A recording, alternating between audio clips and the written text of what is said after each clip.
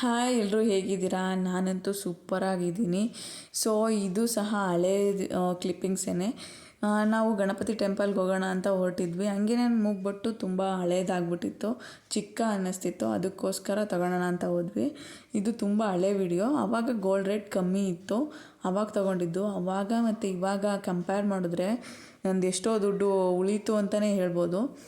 Next ನಾವು ಹೋಗಿದ್ದೆ ಗಣಪತಿ ಟೆಂಪಲ್ಗೆ. ನಾವು ತಿಪ್ಟೂರಿಗೆ ಹೋದಾಗ ಗಣಪತಿ ಇದ್ದಾಗ ಅವಾಗವಾಗ ಇದ್ದಾಗ ಹೋಗಿ ನೋಡ್ಕೊಂಡು ಬರ್ತೀವಿ. ಸೊ ಅಂದ್ಕೊತಾರೆ ಗಣಪತಿ ಬಿಟ್ಟಿದ್ದೇ ಆಗೋಗಿದೆ, ಇವಾಗ ಹಾಕ್ತಿದ್ದಾರಲ್ಲ ಈ ಕ್ಲಿಪ್ಪಿಂಗ್ಸ್ನ ಅಂತ. ಸೊ ನಾನು ಆವಾಗಲೇ ಹಾಕೋಣ ಅಂತಲೇ ವಿಡಿಯೋ ಮಾಡ್ಕೊಂಡಿದ್ದೆ. ಸೊ ಯಾವುದೋ ಏನೇನೋ ಅಂದ್ಕೊಂಡು ಹಾಕೋಕ್ಕಾಗಿರಲಿಲ್ಲ. ನನ್ನ ಮಗನಿಗಂತೂ ಜನ ಕಂಡ್ರೆ, ಮ್ಯೂಸಿಕ್ ಬಂದರೆ ಮಾತ್ರ ಎಲ್ಲಿದ್ದಾನೆ ಏನು ಗೊತ್ತಾಗಲ್ಲ ಅವನಿಗೆ. ಕುಣಿತಾನೇ ಇರ್ತಾನೆ. ನೋಡಿ ಎಷ್ಟು ಎಂಜಾಯ್ ಮಾಡ್ತಿದ್ದಾನೆ.